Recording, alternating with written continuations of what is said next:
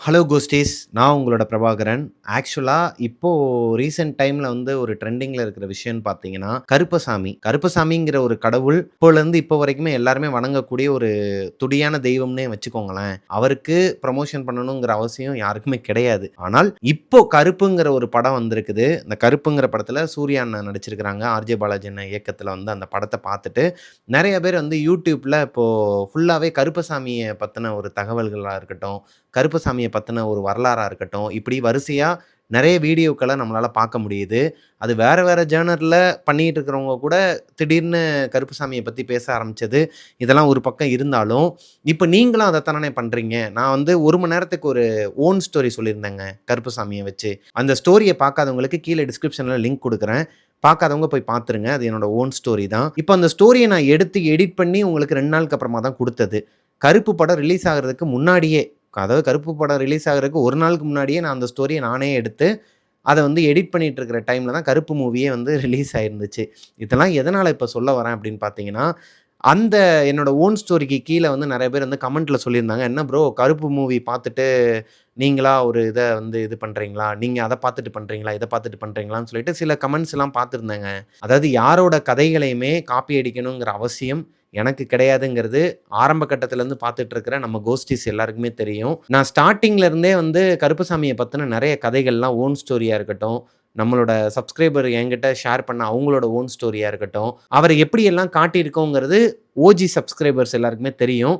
அதனால அந்த மாதிரி கமெண்ட் பண்றவங்க, இப்ப புதுசா வந்தவங்களா தான் இருப்பாங்க. மேபி சப்ஸ்கிரைபே பண்ணாம நெறைய பேர் அந்த மாரி கமெண்ட்ஸ்லாம் பண்ணிட்டு இருப்பாங்கன்னு நெனைக்கிறேன். அவங்களுக்கெல்லாம் நான் ஒண்ணே ஒண்ணு சொல்லிக்கிறேன். கருப்பசாமிங்கிறவரு எனக்கு என்னோட காவல் தெய்வம். அவர நான் ஆரம்ப கட்டத்திலருந்து இப்போ வரைக்குமே இந்த ஷோ ஆரம்பிக்கிறதுக்குலாம் முன்னாடிலேருந்தே ஆக்சுவலா என்னோட 4த் ஸ்டாண்டர்ட்லேருந்தே அவரு எனக்கு இஷ்ட தெய்வங்க. அதே மாதிரி என்னோட ப்ராஜெக்ட்ஸ் அடுத்தடுத்து நம்ம இப்போ பண்ண போற ப்ராஜெக்ட்ஸ்லயுமே கருப்பசாமிய வச்சு நெறைய விஷயங்கள்லாம் வரப்போகுது. அத பார்த்துட்டும் என்ன சொல்லுவாங்கன்னா, "இத வந்து கருப்பு படத்த பார்த்துட்டு என்ன காப்பி அடிச்சிட்டியா?" அப்படிங்கிற மாரிலாம் கேட்கறதுக்கு வாய்ப்புகள் இருக்கு. இருந்தாலும் அந்த படம் அது வேற ஜர்னர்ன்னு வச்சுக்கோங்களேன். நம்மளோட மூவி வந்து எல்லாமே வேற ஜர்னர்ல தான் வரும். ஒரு வெப் சீரிஸா இருக்கட்டும், இல்ல ஷார்ட் ஃபிலிமா இருக்கட்டும், இல்ல படமா இருக்கட்டும், அது வந்து வேற ஜர்னர்ல தான் வரும். இந்த கமெண்ட்ட பார்த்தோனயுமே ஒரு மாரி எனக்கு தோணுச்சு. உங்ககிட்டலாம் சொல்லணும்னு தோணுச்சு. அதனால தான் அத சொல்லிட்டு ஆரம்பிக்கிறேன் கோஸ்டீஸ். அது மட்டும் இல்லாம இன்னைக்கு தம்ப்நெயில பார்த்துட்டு, டைட்டில பார்த்துட்டு தான் உள்ளயே வந்திருப்பீங்க. இன்னைக்கு நம்ம பார்க்க போறதும் வெள்ளிமலை கருப்பண்ணசாமி. யார் இந்த வெள்ளிமலை கருப்பண்ணசாமி? கருப்புல ஏகப்பட்ட கருப்பு இருக்குதுங்க. அதாவது இந்த நம்ம படத்துல பார்த்தது வேட்டை கருப்ப காட்டியிருப்பாங்க. அதே மாதிரி ஏகப்பட்ட கருப்பண்ணசாமி நம்மளோட நாட்டுல இருக்கிறாங்க. அவங்கள்ல ஒருத்தரான ரொம்பவே துடியான ஒரு தெய்வமான வெள்ளிமலை கருப்ப பத்தி தான் இன்னைக்கு நம்மளோட ஸ்டோரியில பார்க்க போறோம். அதாவது வெள்ளிமலை கருப்பண்ணசாமி உருவான வரலாறையும், அந்த வெள்ளிமலை கருப்பண்ணசாமிய நம்பி போனவங்களோட ஒரு உண்மை கதையும் தான் இன்னைக்கு நம்மளோட ஸ்டோரியில பார்க்க போறோம். நம்மளோட மிஸ்டர் பிரபாகரன் யூடியூப் சேனலை சப்ஸ்கிரைப் பண்ணாம பார்த்துட்டு இருக்கிறவங்க சப்ஸ்கிரைப் பண்ணிட்டு பக்கத்துல இருக்க பெல் ஐகானை தட்டி விட்டுருங்க. வாங்க ஸ்டோரிக்குள்ள போலாம். Welcome to our show devil's kitchen.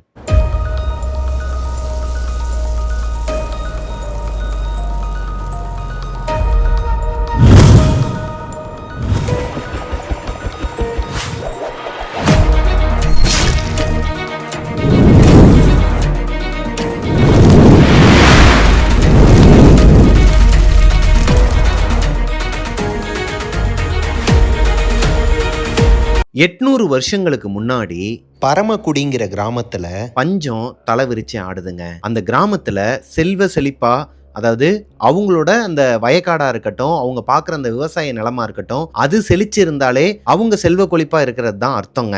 அப்படி பொன் விளைஞ்ச பூமியில கொஞ்சம் கூட தண்ணி இல்லாம, மழை இல்லாம அந்த பூமியே வறண்ட பூமியாகி அங்க இருக்கிறவங்க எல்லாரும் அதுல பாதி பேர் தற்கொலைக்கே முயற்சி செய்யற அளவுக்கு பஞ்சம் தலைவிரிச்சு ஆடுற அந்த நேரத்துல அந்த ஊர்க்காரங்க எல்லாருமே சேர்ந்து பஞ்சாயத்துல ஒரு முடிவு எடுக்கிறாங்க. அன்னைக்கு நைட்டு ஒரு 7 to 8 மணி இருக்குங்க. பஞ்சாயத்து தலைவர்கள் எல்லாம் உட்காந்துக்கிட்டு ஊர்ல இருக்கிற ஆம்பளைங்க எல்லாருமே அந்த பஞ்சாயத்துல இருக்கிறாங்க. அங்க அவங்க பேசி ஒரு முடிவு எடுக்கிறாங்க. ஆல்ரெடி இந்த ஊர்ல நிர்வாகியா ஒரு மூத்தவர் இருக்கிறாரு. அவர் இளம் வயசா இருக்கும்போது இதே மாதிரி ஒரு பஞ்சத்தை அவங்க அட்டெம்ப்ட் பண்ணியிருக்கிறாங்க.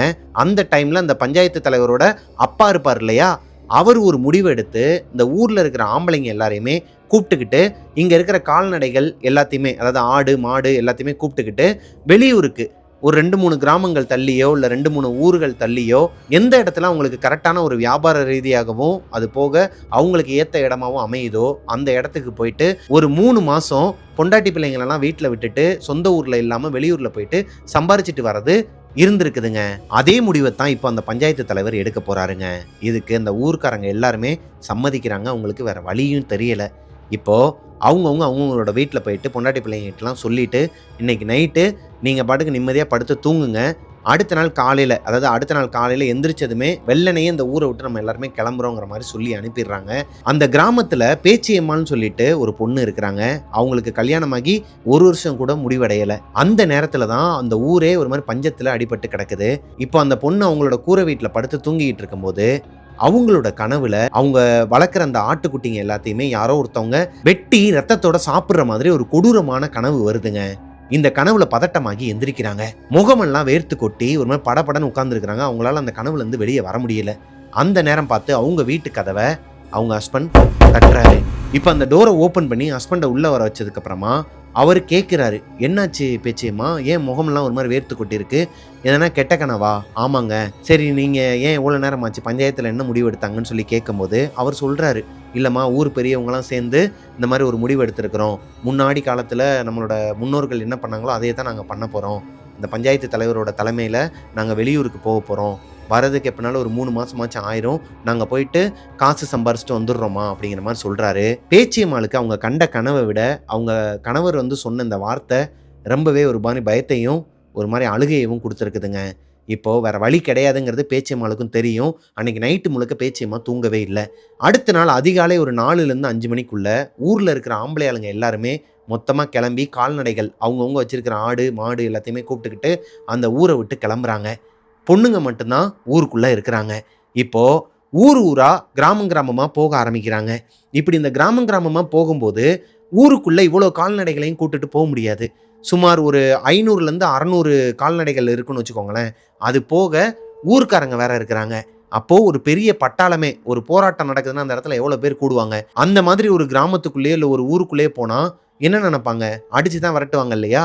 அதன் காரணமாக காட்டு வழி பாதையை தான் சூஸ் பண்ணுறாங்க.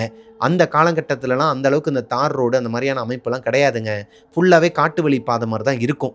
ஸோ காட்டு வழி பாதையிலேயே ஒவ்வொரு ஊரையும் கொஞ்சம் தூரத்துலேருந்தே ஒரு 2 கிலோமீட்டர் டிஸ்டன்ஸ்லேருந்தே ஒவ்வொரு ஊரையும் பார்த்து இந்த ஊர் நமக்கு செட் ஆகுமா, இங்கே நம்மளோட பொழப்பை நடத்தலாமான்னு சொல்லிட்டு பார்த்துட்டு போய்கிட்டே இருக்கிற தருணத்தில் அந்த பஞ்சாயத்து தலைவர் இருக்கார் இல்லையா, அவர் தான் சின்ன வயசில் அவங்க அப்பா கூட இந்த ஆடு மாடுங்களெல்லாம் மேய்ச்சிக்கிட்டு இதே மாதிரியே ஒரு கூட்டத்தை கூப்பிட்டுட்டு போயிருக்கிறாருங்க. ஊர்க்காரங்களெல்லாம் கூப்பிட்டுக்கிட்டு அவர் தான் இவங்க எல்லாரையுமே வழி நடத்தி கூட்டு போகிறார் இல்லையா. அவருக்கு பாதைகள்லாம் அந்த அளவுக்கு ஞாபகத்துக்கு இல்லை. அதாவது மாறி மாறி தான் கூட்டு போகிறாரு. எப்படி நம்ம கூகுள் மேப்ஸ்லாம் இப்போ நம்மளை கன்ஃபியூஸ் பண்ணுதோ அந்த மாதிரி அவருக்கு கன்ஃபியூஷன் ஆகி நிறைய பாதைகளில், அதாவது நேராக போக வேண்டிய இடத்துல ரைட்டில் சுற்றி போகிறது, இந்த மாதிரி காட்டு வழி பாதையில் திசை மாறி போயிடுறாரு. மானாமதுரையெல்லாம் தாண்டி ஒரு கிராமத்தில் இவங்க எல்லாருமே செம்ம டயர்டாகி இதுக்கப்புறம் நம்மளால நடக்க முடியாது, வயசானவங்களாம் இருக்கிறாங்க, கொஞ்சம் ரெஸ்ட் எடுக்கலாம்னு சொல்லிட்டு கால்நடைகள் எல்லாத்தையுமே அங்கே இருக்கிற ஒரு வயல்வெளி இருக்குது. வயல்வெளிக்கு பக்கத்துலேயே அதாவது ஒரு ஆத்துப்படுகை மாதிரி இருக்குது. அந்த ஆத்துப்படுகைக்கு பக்கத்துலேயே ஒரு மரம் இருக்குது. அந்த மரத்துக்கு பக்கத்துலேயே கால்நடைகள் எல்லாத்தையுமே ஆடு மாடு எல்லாத்தையுமே கட்டிட்டு இவங்களும் பேசாமல் படுத்து தூங்கலாம்னு சொல்லிட்டு படுத்துருக்குறாங்க. இந்த பேச்சியம்மாள் இருக்கிறாங்க இல்லையா, அவங்களோட கணவருக்கு மட்டும் தூக்கமே வரல. அவங்களோட வைஃப் நினப்பாவே அவருக்கு இருக்குது. இப்போது தூக்கம் வராமல் எந்திரிச்சு வயல்வெளி சைடு நடந்து போகிறாருங்க. அந்த இடத்துல அவருக்கு ஒரு மணி கிடைக்குது. வெண்கல மணி, இந்த கோவில் மணின்னு சொல்லுவாங்க இல்லையா, கோவிலெல்லாம் சின்ன சின்ன மணியாக இருக்கும் இல்லையா, அந்த மாதிரி ஒரு வெண்கல மணியை அவர் அந்த வயல்வெளிக்குள்ளே பார்க்குறாரு. அதை எடுத்து கையில் வைக்கும்போது அவர் வளர்க்குற அவரோட வீட்டோட சின்ன ஆட்டுக்குட்டி ஒன்று அவர் கிட்டக்க வந்து நிற்கிது. இப்போ என்ன பண்ணுறதுன்னு தெரியாமல் அவர் அறியாமலே அந்த மணியை எடுத்து அந்த ஆட்டுக்குட்டி கழுத்தில் கட்டிடுறாருங்க. கட்டிட்டு ஒரு கட்டத்துக்கு மேலே அவருக்கும் தூக்கம் வந்துடுது. மிட் நைட் ஒரு 1-1:30 மணி அந்த டைம் கிட்ட எல்லாருமே படுத்து தூங்கிட்டு இருக்கிறாங்க இல்லையா, அந்த இடத்துல அந்த ஆட்டுக்குட்டியை கட்டி போட்டுட்டு இவரும் படுத்துடுறாரு. இவர் படுத்து ஒரு 1 hour கூட இருக்காதுங்க. வானத்துல பயங்கரமா கருமேகங்கள்லாம் சூழ இடி மின்னலோட பயங்கரமான மழை பெய்ய ஆரம்பிக்குது. இப்படி ஒரு மழையை அந்த கிராமவாசிகள் இதனால் வரைக்கும் அவங்களோட வாழ்க்கையில பார்த்ததே இல்லை. அந்த அளவுக்கு பயங்கரமான மழையில திடீர்னு இவங்க படுத்திருக்கிற அந்த ஆத்துப்படுகையில வெள்ளம் வர ஆரம்பிக்குது. என்ன பண்றதுன்னு தெரியாம டக்குன்னு கண்ணு முழிச்சு பார்த்தா ஆடு மாடு எல்லாமே ஆல்மோஸ்ட் அந்த வெள்ளத்துல நனைய ஆரம்பிச்சிருச்சு, அதாவது முங்க ஆரம்பிச்சிருச்சு. முடிஞ்ச அளவுக்கு எல்லா ஆடு மாடுகளையும் காப்பாத்திடுறாங்க. ஒரு ஆடு கூட சாகல, ஒரு மாடு கூட சாகல, இவங்களும் யாருமே சாகல.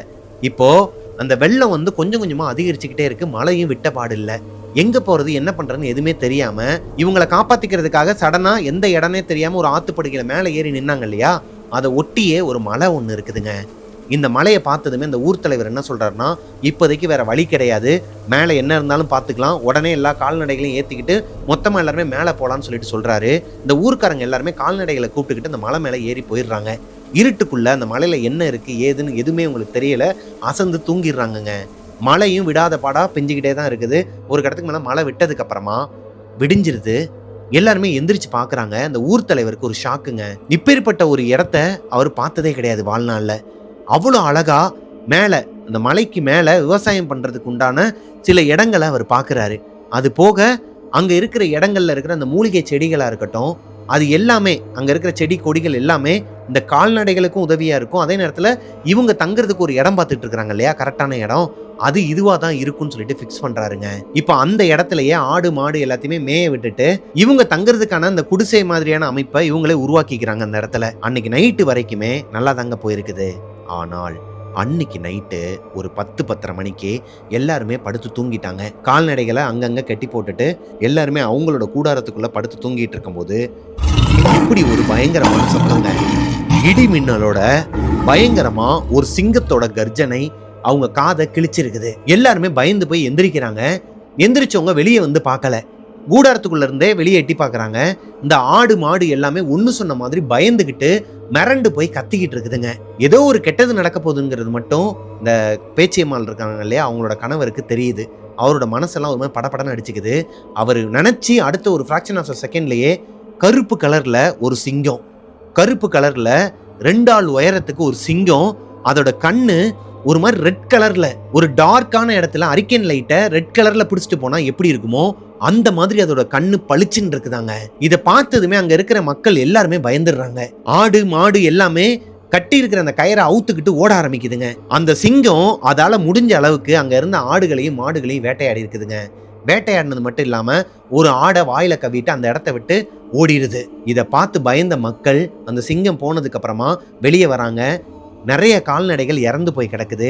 இவங்க கூப்பிட்டு வந்த கால்நடைகள்ல கால்வாசி கால்நடைகளை, அதாவது கால்வாசி மாடு ஆடு எல்லாத்தையுமே அந்த சிங்கம் சாகடிச்சிருச்சுங்க. இவங்க எல்லாருமே அழுக ஆரம்பிக்கிறாங்க. அன்னைக்கு நைட்டே ஒரு 11-11:30க்கெல்லாம் ஊருக்குள்ள அந்த இறந்து போன ஆடுகளையும் மாடுகளையும் இழுத்துக்கிட்டு ஊரோட முச்சந்தில வந்து உட்கார்ந்து அழுக ஆரம்பிக்கிறாங்க. அந்த ஊர்க்காரங்களை கூப்பிட்டு, இங்க பாருங்க ஐயா, நாங்க இந்த கிராமத்துல இருந்து வரோம், எங்களுக்கு எங்களோட ஊர்ல பஞ்சம் தலை விரிச்சு ஆடுது, எங்களோட பொண்டாட்டி பிள்ளைங்களெல்லாம் விட்டுட்டு நாங்க சம்பாதிக்கலாமேன்னு சொல்லிட்டு தான் ஒரு 3 மாசம் இந்த மாதிரி வந்திருக்கிறோம். வந்த இடத்துல உங்க ஊர் மலையில தான் நாங்க தங்கியிருந்தோம். அந்த மாதிரி மழை பெஞ்சது வெள்ளம் வந்தது எல்லாத்தையுமே சொல்லி நாங்க அந்த மலையில தான் தங்கியிருந்தோம். அங்க ஒரு கருப்பு சிங்கம் வந்து இந்த மாதிரி வேட்டையாடிட்டு போயிருச்சுன்னு சொல்லும் போது அந்த ஊர்க்காரங்க எல்லாருமே ஒண்ணு சொன்ன மாதிரி, இங்க பாருங்கய்யா, நீங்க வந்து பஞ்சத்துல அடிபட்டிருக்கீங்க, இந்த மாதிரி பொழைக்கிறதுக்காக எங்க ஊருக்கு வந்திருக்கீங்க, இது எல்லாத்தையுமே நாங்க ஏத்துக்கிறோம். ஆனால் அந்த மலை பேரு வெள்ளி மலை. அந்த மலையில சிங்கம் புலியை இது நாள் வரைக்கும் நாங்கள் பார்த்ததும் கிடையாது, எங்கள் ஊருக்குள்ளே வந்ததே கிடையாதுன்னு சொல்லிட்டு அடிச்சு சொல்கிறாங்க. இப்போ அந்த சிங்கத்தால் அடிபட்டு இறந்த அந்த ஆடு மாடெல்லாம் இவங்க காட்டுறாங்க. அப்போ இதுக்கு என்ன பதில் சொல்லுவீங்க? இங்கே பாருங்க, அந்த சிங்கம் தான் அடிச்சிருச்சுன்னு சொல்லும் போது அந்த ஊர்க்காரங்களாலேயே ஏற்றுக்க முடியல.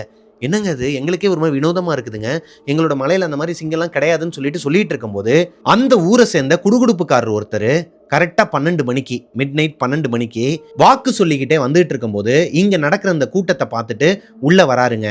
வந்து இவங்க பேசுறது எல்லாத்தையுமே கேட்கிறாரு. இப்போ அவர் என்ன சொல்றாருன்னா, ஒரு பெரிய தீஜுவாலையை ஒன்று உருவாக்குங்க, அதாவது அந்த கேம்ப் ஃபயர்னு சொல்லுவாங்க இல்லையா, அந்த மாதிரி ஒரு தீஜுவாலையை உருவாக்குங்க. வீட்டில் இருக்கிற அந்த தப்புலாம் இருக்கு இல்லையா, தப்பு அடிக்கிறாங்க இல்லையா, கொட்டடிக்கிறாங்க இல்லையா, அந்த மாதிரி தப்புலாம் இருந்துச்சுன்னா எடுத்துட்டு வாங்கன்னு சொல்லிட்டு ஒரு ரிச்சுவல் ஒன்று பண்றாருங்க. அவரோட தெய்வமான ஜக்கம்மாவை கும்பிட்டுட்டு அந்த ரிச்சுவலை பண்ணும்போது ஊர் ஜனங்கள் எல்லாருமே அந்த கேம்ப் ஃபயரை சுற்றிலுமே உட்காந்துருக்குறாங்க. திடீர்னு அவரோட உடம்புக்குள்ள ஜக்கம்மா வந்து அந்த குடுகுடுப்புக்காரரு ஒரு மாதிரி சாமி வந்து ஆட ஆரம்பிக்கிறாருங்க. அவர் சொன்ன வார்த்தை, பசங்களா, நீங்க இங்க வந்து வந்திருக்கவே கூடாது, இது அவனோட இடம், அவனோட இடத்துல நைட்டு யாருமே தங்கக்கூடாதுன்னு நினைக்கிறான், நீங்க தேவையில்லாம அங்க தங்கி இருக்கிறீங்க, உங்களோட உயிருக்கு எந்த ஒரு ஆபத்தும் வரல, அது வரைக்கும் சந்தோஷப்பட்டுட்டு இந்த ஊரை காலி பண்ணிட்டு நீங்க உங்களோட ஊருக்கே போயிருங்க அப்படிங்கிற மாதிரி சொல்றாரு. இப்போ பாதிக்கப்பட்ட அந்த ஊர்க்காரங்க எல்லாருமே சேர்ந்துக்கிட்டு, பேச்சியம்மாவோட கணவராக இருக்கட்டும், அந்த ஊர் தலைவராக இருக்கட்டும், எல்லாருமே அழுதுகிட்டு ஜக்கம்மா முன்னாடி முட்டி போட்டு வேண்டுறாங்க. இங்க பாருங்கம்மா, எங்களுக்கு வேற வழியே கிடையாது, நாங்க ஒன்றும் இயற்கையை அழிக்கிறவங்களோ இல்லை இயற்கையை வந்து வேற ஒருத்தவங்களுக்கு தத்து கொடுக்குறவங்களோ கிடையாது, நாங்களே இயற்கையை நேசிக்கிறவங்க தான். எங்களோட ஊர்ல இயற்கை இல்லாத காரணத்தினால தான் நாங்களே பஞ்சத்தால வெளியே வந்திருக்கிறோம். அப்படி இருக்கும் பட்சத்துல நாங்க ஏன் அந்த மலையை அழிக்க போறோம்? நாங்க எதுவுமே பண்ண மாட்டோம்னு சொல்லும்போது, இல்ல அங்க இருக்கிறது கருப்பன். அந்த கருப்பனுக்கு, அதாவது வெள்ளிமலை கருப்பன், அந்த கருப்பனுக்கு நீங்க யாருமே அங்க தங்குறது பிடிக்கல அப்படிங்கிற மாதிரி சொல்றாங்க. இப்போ இந்த ஊர்க்காரங்க எல்லாருமே அதைத்தான் சொல்றாங்க. அதான் ஜக்கமாவே சொல்லிருச்சுல. அதாவது இந்த ஊர்க்காரங்க, இப்ப புது ஊர்க்காரங்க இருக்கிறாங்க இல்லையா, அவங்க சொல்றாங்க பாதிக்கப்பட்ட ஊர்க்காரங்க கிட்ட, இங்க பாருங்க ஜக்கமாவே சொல்லிருச்சு, இதுக்கப்புறம் நம்ம ஊர்ல நீங்க இருக்கக்கூடாது. ஒருவேளை நீங்க இருந்தீங்க அப்படின்னா அது எங்களுக்கு தான் ஆபத்தா அமையும். அது கருப்பனோட கோபத்துக்கு ஆளான மாதிரி ஆயிரும். நீங்க இந்த இடத்த காலி பண்ணுங்கன்னு சொல்லும்போது பாதிக்கப்பட்ட ஊர்க்காரங்க எல்லாருமே, அந்த பஞ்சத்தில் அடிப்பட்ட ஊர்க்காரங்க எல்லாருமே ஒன்னு சொன்ன மாதிரி அழுதுகிட்டு அந்த வெள்ளிமலையை பார்த்து கீழே விழுந்து கருப்பனை கும்பிட ஆரம்பிச்சிருக்கிறாங்க. இப்போ இந்த ஊர்க்காரங்கள்ல ஒருத்தரோட உடம்புல, அதாவது பாதிக்கப்பட்ட ஊர்க்காரங்களோட உடம்புல இல்ல, இவங்க வந்திருக்கிறாங்க இல்லையா, அந்த ஊர்க்காரங்கள்ல ஒரு பையனோட உடம்புல, ஒரு 23 வயசு இருக்குமாங்க அந்த பையனுக்கு, அந்த பையனோட உடம்புக்குள்ள அருள் வந்து கருப்பன் இறங்கி இருக்கிறாரு. கருப்பன் ஒரு மாதிரி துடியா கத்திக்கிட்டு, இங்க பாருங்க, எனக்கு இந்த மலையில நீங்க யாருமே நைட்டு தங்கக்கூடாது, பகல்ல கூட தங்கிக்கங்க, நைட்டு யாருமே தங்கக்கூடாது, ஒரு கால்நடை கூட மேலே இருக்கக்கூடாது அப்படிங்கிற மாதிரி சொல்றாரு. இப்போ மறுபடியும் இந்த ஊர்க்காரங்க கண்ணீர் விட்டு அழுது அவர் காலில் விழுந்து சாஷ்டாங்கமா வேண்டுறாங்க. இப்போ அந்த கருப்பன் ஒரு வழியா மனசு இறங்கி இந்த ஊர்க்காரங்களுக்கு, பஞ்சத்தில் அடிப்பட்ட இந்த ஊர்க்காரங்க இருக்கிறாங்க இல்லையா, அவங்களுக்கு அந்த மலையில இடம் கொடுக்குறேன்னு சொல்லியிருக்கிறாருங்க, வாக்கு கொடுக்குறாரு. அது போக இந்த மலையும் என்னோடது தான், இந்த ஊரும் என்னோடது தான், இது ரெண்டுத்துக்குமே நான் தான் காவல்காரன், நான் தான் காவல் காத்து நிற்பேன். இப்போ நான் உங்களுக்கு ஒரு வாக்குறுதி கொடுக்குறேன், உங்க ஊர்க்காரங்கள்ல யாருக்குமே எதுவுமே ஆகாத மாதிரி நான் பார்த்துப்பேன். அதுக்கப்புறம் எந்த ஒரு உயிருமே இந்த மலையில போகாதுன்னு சொல்லிட்டு வாக்கு கொடுத்துட்டு அந்த பையனோட உடம்புல இருந்து அவர் மலையேறிட்டாராங்க. வெள்ளிமலை கருப்பன் வாக்கு கொடுத்த மாதிரியே இந்த பஞ்சத்தில் அடிப்பட்ட ஊர்க்காரங்க எல்லாருமே அந்த மலையில வசிக்க ஆரம்பிக்கிறாங்க. அவங்களோட கால்நடைகள் எல்லாத்தையுமே அந்த மலையில தான் வச்சிருக்கிறாங்க. எந்த ஒரு அமானுஷ்யமோ எந்த ஒரு அபசகுணமோ அவங்களோட வாழ்க்கையில இதுக்கப்புறம் நடக்கலைங்க. அது போக அவங்களோட ஊர்ல வழக்கத்துக்கு மாறா அதிகமா மழை பெஞ்சு அவங்க ஊர் முன்னாடி இருந்ததை விட இப்ப செல்வ குளிப்பா ஒரு மாதிரி இந்த வயல்வெளிகள்லாம் பச்சை பசன்னு ஆயிருக்குதுங்க. ஆத்துலயும் தண்ணி நிக்காம ஓடிக்கிட்டே இருந்திருக்குது. இதுக்கும் அந்த வெள்ளிமலை கருப்பசாமி தான் காரணம் அப்படிங்கிற மாதிரி இந்த ஊர்க்காரங்க சொல்றாங்க. பேச்சியம்மாள் அந்த பொண்ணோட ஹஸ்பண்ட் இருக்கிறார் இல்லையா, அவரோட அந்த குட்டி ஆட்டுக்குட்டிக்கு ஒரு மணி கட்டினார் இல்லையா, அந்த மணியை கலட்டி இந்த சாமி வந்த இடத்துல ஒரு குச்சி ஒன்று நட்டு வச்சு அதில் அந்த மணியை கட்டி அந்த கருப்பு சாமியை வழிபட ஆரம்பிச்சிருக்கிறாருங்க. இதுக்கப்புறம் என்ன துன்பம் வந்தாலும் உன்னையத்தான்ப்பா நாங்கள் வழிபடுவோம் இந்த ரூபத்தில் அப்படிங்கிற மாதிரி சாமியாக அந்த மணியை வழிபட ஆரம்பிக்கிறாங்க. காலப்போக்கில் அந்த மணியை ஒரு கோவிலாக கட்ட ஆரம்பிக்கிறாங்க.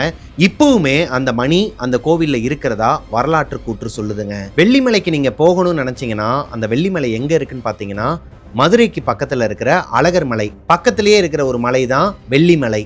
ஆக்சுவலாக ரெண்டு மலையுமே ஒரே மலை தான். இயற்கை மாற்றத்தால் அந்த மலை, அந்த விரிசல் அடைஞ்ச மலையில் ஒரு மலை அழகர் மலையாகவும் இன்னொரு மலை வெள்ளி மலையாகவும் கருதப்படுதுங்க. அதை பேர் வச்சிருக்கிறாங்க. அதுக்கு காரணம் என்னன்னு பார்த்தீங்கன்னா தவஸ்ரீ வெள்ளி முனிவருங்கிறவரு அந்த மலை மேல உட்காந்து தவம் பண்ணியிருக்கிறாருங்க. அழகர் சுவாமியை நேரில் பார்க்கணுங்கிற அந்த தவத்துல அவரு வெற்றி அடைஞ்சிடுறாரு. அதாவது அவரோட தவம் முழுமையடையும் போது அந்த மலையே ஒரு மாதிரி வெள்ளியில ஜொலிச்சிருக்குதுங்க. அதாவது வெண்மையான நிறத்துல வெள்ளி மாதிரி ஜொலிச்சிருக்குது. அங்க இருக்கிற மரம், செடி, கொடி, புல் எல்லாமே ஒரு மாதிரி வெள்ளி நிறத்துல ஜொலிச்சிருக்குதுங்க.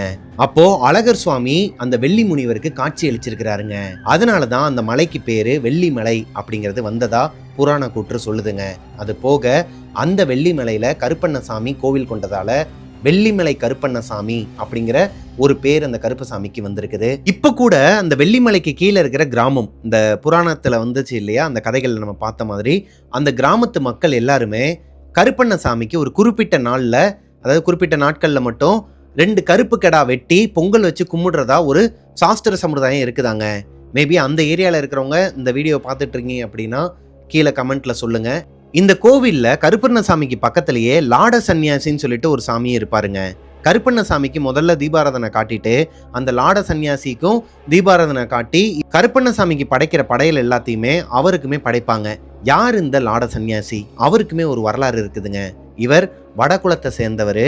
ஒரு நாள் இந்த பாதை வழியா அவர் நடந்து வந்துட்டு இருக்கும்போது வெள்ளிமலையை பத்தின அந்த ஸ்பீச் வந்து அங்கே இருக்கிறவங்க எல்லாருமே பேசும்போது அப்படி என்னடா இந்த மலையில இருக்குன்னு சொல்லிட்டு வியந்து போய் அந்த மலைக்கு வந்திருக்கிறாருங்க. லாட சன்னியாசி ஒரு பெரிய மாந்திரிகவாதிங்க. மாந்திரிகத்துல அவரை அடிச்சுக்கிறதுக்கு ஆளே கிடையாது.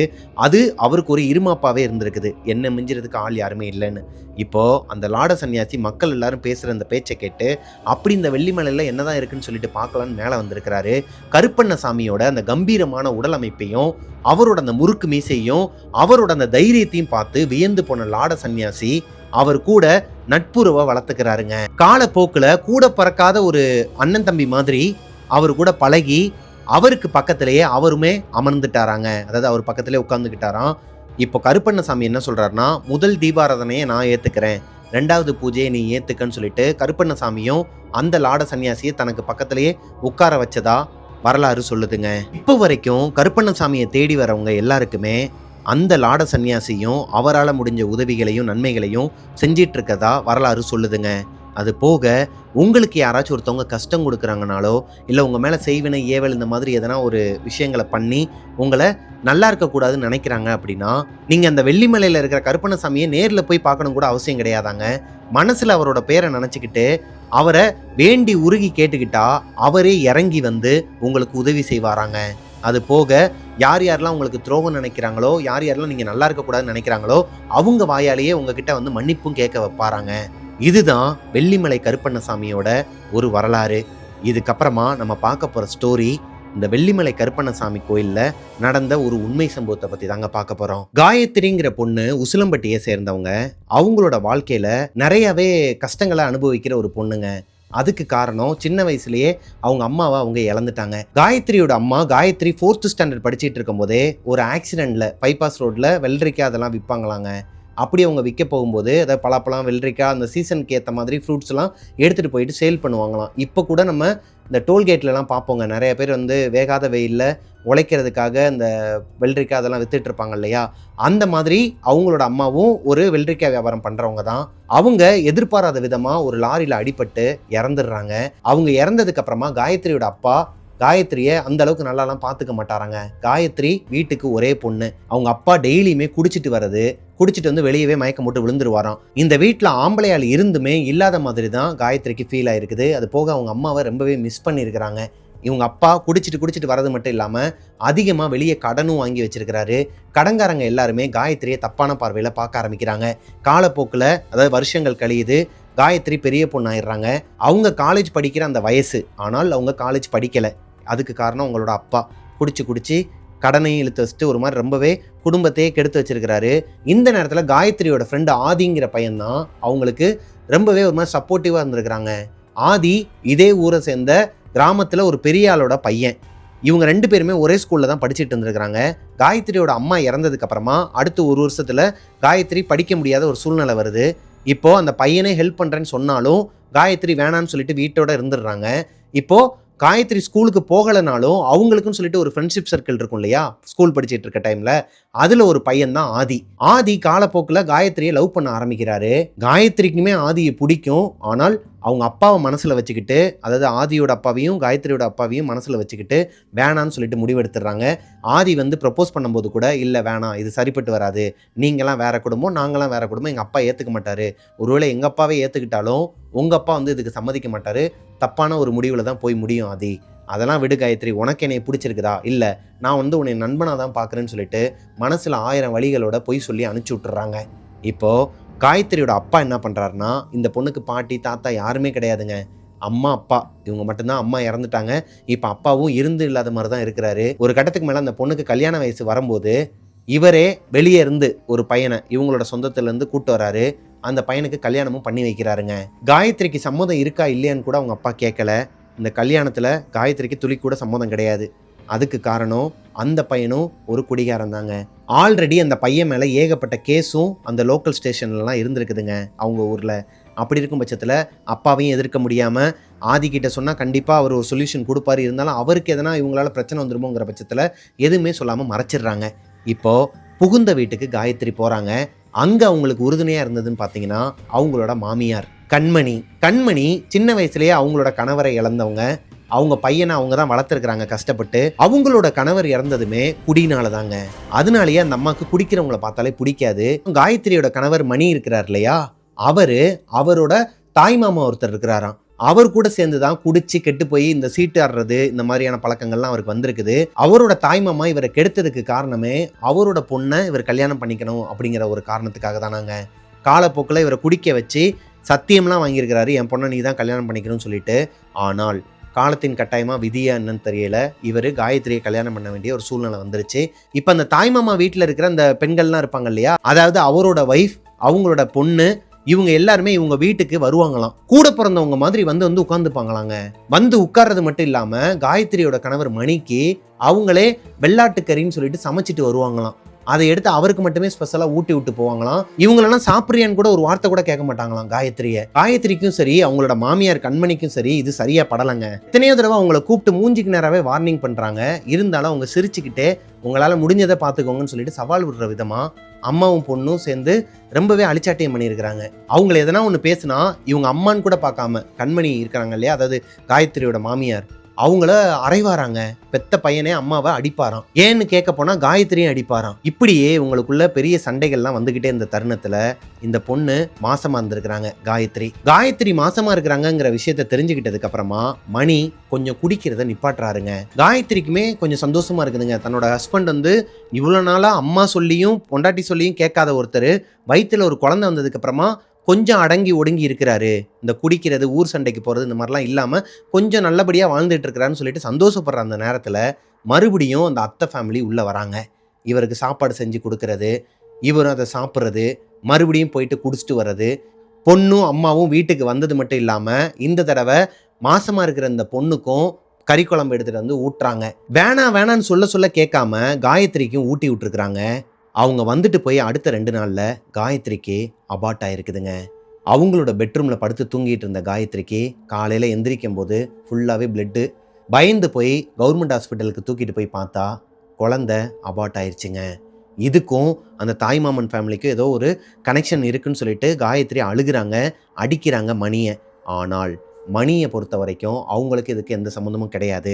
நீ தான் குழந்தைய ஒழுங்காக பார்த்துக்கல, உனக்கு குழந்தையோட அருமை தெரியலன்னு சொல்லிட்டு அந்த பச்சை உடம்பு பொண்ணை போட்டு அந்த அடி அடிச்சிருக்கிறாருங்க மணி. காயத்ரிக்கும் அவங்களோட மாமியார் கண்மணிக்கும் நல்லாவே தெரியுது, அந்த தாய்மாமன் ஃபேமிலியால் தான் இவங்க இந்த கஷ்டத்தை எல்லாத்தையுமே அனுபவிச்சுட்டு இருக்கிறாங்க. அவங்க தான் ஏதோ செய்வன சூனியெல்லாம் வச்சு மருந்து வச்சு இந்த குழந்தையவும் கொன்னுட்டாங்க அப்படிங்கிறதுல ஸ்ட்ராங்காக இருக்கிறாங்க. இப்போது அக்கம் பக்கத்தில் இருக்கிற கோயில்களுக்கெல்லாம் போக ஆரம்பிக்கிறாங்க. தெய்வம் தான் எங்களுக்கு துணையாக இருக்கணும், இந்த பையனை வந்து காப்பாற்றணும், அதாவது என் பையனை காப்பாற்றணும், அதே நேரத்தில் அந்த குடும்பமும் என் வீட்டுக்குள்ளே வரக்கூடாதுன்னு சொல்லிட்டு இவங்க போகாத கோயிலே கிடையாதாங்க. அந்த சமயத்தில் தான் இந்த வெள்ளிமலை கருப்பண்ணசாமியை பற்றி ஒரு கோவிலில் இருக்கிற பூசாரி இந்த காயத்ரி கிட்ட சொல்கிறாங்க. காயத்ரியும் அவங்களோட மாமியார் கண்மணியும் மட்டும்தான் இந்த வெள்ளிமலையில் இருக்கிற கருப்பண்ணசாமி கோயிலுக்கு போயிருக்கிறாங்க. அவரை கும்பிட்டுட்டு வேண்டி உருகி அழுது, இந்த மாதிரி என்னோட வயிற்றில் இருக்கிற சிசுவை அழிச்சிட்டாங்க, மறுபடியும் உண்டாகாது, கரு வந்து உண்டாகாதுங்கிற மாதிரி கவர்மெண்ட் ஹாஸ்பிட்டல்லையும் சொல்லிட்டாங்க, இது என்ன பண்ணுறது ஏது பண்ணுறதுன்னு தெரியலை, நீ தான் என்னை காப்பாற்றணும்னு சொல்லிட்டு அழுது மனமுருகி வேண்டிட்டு வந்திருக்கிறாங்க. அங்கேருந்து திருநீர்லாம் எடுத்துகிட்டு வந்திருக்கிறாங்க. இவங்க அந்த கோவிலுக்கு போயிட்டு வந்து அடுத்த ஒரு வாரத்தில் அவங்களோட கணவர் நைட்டு ஒரு 9:30 10:30 மணி இருக்குமாங்க, அவங்களோட நண்பர்களோட குடிச்சிட்டு வயல்வெளியில் நடந்து வந்துட்டு இருக்கும்போது பயங்கரமாக சலங்க சத்தம் கேட்டிருக்குது. சுற்றி முற்றி பார்த்துருக்குறாங்க, யாருமே இல்லை. அடித்த அந்த அவங்க குடித்த அந்த லிக்கர் எல்லாமே கரையிற விதமாக எல்லாருக்குமே ஒரு மாதிரி ஈரக்குலையை நடுங்கிற அளவுக்கு பயம் வந்திருக்குதுங்க. அவங்க பின்னாடியே யாரோ ஒருத்தவங்க சலங்கை கட்டிட்டு ஓடி வர மாதிரி ஒரு சத்தம் கேட்டிருக்குது. அங்கே இருக்கிற பசங்க எல்லாருமே, அதாவது இவர் கூட குடிச்சிட்டு இருந்த நண்பர்கள் எல்லாருமே நாலா பக்கமும் சிதறி ஓடி இருக்கிறாங்க. இவரால் நடக்கவே முடியலை. இருந்தாலும் அந்த சத்தத்தை கேட்டு இந்த இவங்க எல்லாருமே தெரிச்சு ஓடுறதையும் பார்த்து இவருக்கு பயம் வந்து வேகமாக ஓட ஆரம்பிச்சிருக்கிறாரு. ஒரு இடத்துல கால் வாரி கீழே விழுந்திருக்கிறாருங்க. அந்த பாத்தி கட்டி வச்சிருப்பாங்க இல்லையா, அந்த பாத்திக்குள்ளே விழுந்திருக்கிறாரு. அந்த பாத்திக்குள்ள குப்புற விழுந்த மணியால் எந்திரிக்க முடியல. அதுக்கு காரணம் அவரோட முதுகுக்கு மேலே ஒரு யானையோட கால் வச்சா எப்படி எந்த அளவுக்கு நம்மளால தாங்க முடியாத அளவுக்கு இருக்குமோ அதே மாதிரி ஒரு மனுஷனோட காலு அவர் மேலே இருந்திருக்குதுங்க. அந்த ஒரு பயங்கரமான ஒரு சத்தம் இவருக்கு ஈரக்குலையை நடுங்குற அளவுக்கு ஒரு பயத்தை கொடுத்துருக்குதுங்க. அன்னைக்கு நைட்டு அங்கேயே மயக்கம் போட்டு விழுந்துட்டாரு. அடுத்த நாள் காலையில தான் அந்த ஊர்க்காரங்க எல்லாருமே இவரை காணும் சொல்லிட்டு தேடி வரும்போது இந்த ஓடினாங்க இல்லையா, அவங்க எல்லாருமே ஆளாளுக்கு ஒரு ஏரியாவில் போயிட்டு கீழே விழுந்து மட்டையா இருக்கிறாங்க. இப்போ இந்த வயலுக்கு சொந்தக்காரங்க ஒருத்தவங்க இவர் படுத்திருக்கிறத பார்த்துட்டு ஊரில் இருக்கிற ஆட்கள்லாம் கூப்பிட்டு வந்து இவரை எழுப்புனா இவர் எந்திரிக்கவே இல்லை. ஹாஸ்பிட்டலில் அட்மிட் பண்ணி பார்த்துருக்குறாங்க. அவர் சொன்ன வார்த்தை, கருப்பா என்னை மன்னிச்சிரு, நான் இதுக்கப்புறம் குடிக்க மாட்டேன் அப்படிங்கிறது தானாங்க. இந்த ஒரு சம்பவம் அந்த ஊரையே புரட்டி போட்டிருக்குது. இந்த ஒரு சம்பவம் நடந்ததுக்கு அப்புறமா மணி குடிக்கிறதே கிடையாதாங்க. அது போக இந்த சம்பவம் நடந்த அன்னைக்கு நைட்டு தான் அவங்க அத்தையோட வீட்டில், அந்த தாய்மாமனோட வீடு இருக்கு இல்லையா, அங்கே மணி சத்தம் கேட்டிருக்குது.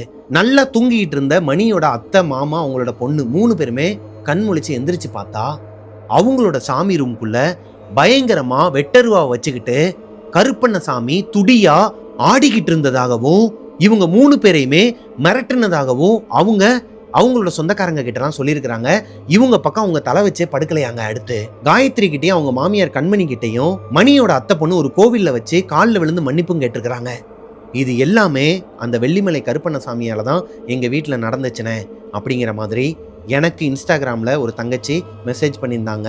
அவங்களோட டீட்டெயில்ஸ் எதுவுமே, அவங்களோட பேராக இருக்கட்டும் ஊராக இருக்கட்டும் எதையுமே சொல்ல வேணாம்னு சொன்ன காரணத்தினால நான் புனைப்பெயர்கள் வச்சு உங்ககிட்ட என்னோட நரேஷனில் அவங்களோட ஸ்டோரியை சொல்லி முடிச்சிட்டேங்க. இந்த ஸ்டோரி உங்களுக்கு பிடிச்சிருக்கும் நம்புறேன். பிடிச்சிருந்துச்சுன்னா லைக் பண்ணிடுங்க. உங்களோட வாழ்க்கையில இதே மாதிரி எதனா ஒரு அமானுஷம் நடந்திருக்குது, அதை என்கிட்ட ஷேர் பண்ணணும்னு நினச்சிங்கன்னா பிரபாகரன் அஃபிஷியல் மிஸ்டர் பிரபாகரங்கிற இன்ஸ்டாகிராம் ஐடிக்கு எனக்கு இன்பாக்ஸ் பண்ணுங்க. மிஸ்டர் பிரபாகரன் யூடியூப் சேனலை சப்ஸ்கிரைப் பண்ணாமல் பார்த்துட்டு இருக்கவங்க சப்ஸ்கிரைப் பண்ணிருங்க. பக்கத்தில் இருக்க பெல் ஐக்கானை தட்டி விட்டுருங்க. ஸ்பாட்டிஃபைல டெவில்ஸ் கிச்சனை ஃபாலோ பண்ணாமல் இருக்கிறவங்க ஃபாலோ பண்ணிக்கோங்க. ஸ்பாட்டிஃபைல டெய்லி அப்லோட்ஸ் போயிட்டு இருக்குதுங்க. ஃபாலோ பண்ணாதவங்க ஃபாலோ பண்ணிக்கோங்க. நெக்ஸ்ட் ஒரு சூப்பரான ஸ்டோரியில் உங்களை மீட் பண்ணுற வரைக்கும் டாட்டா, பாய் பாய்.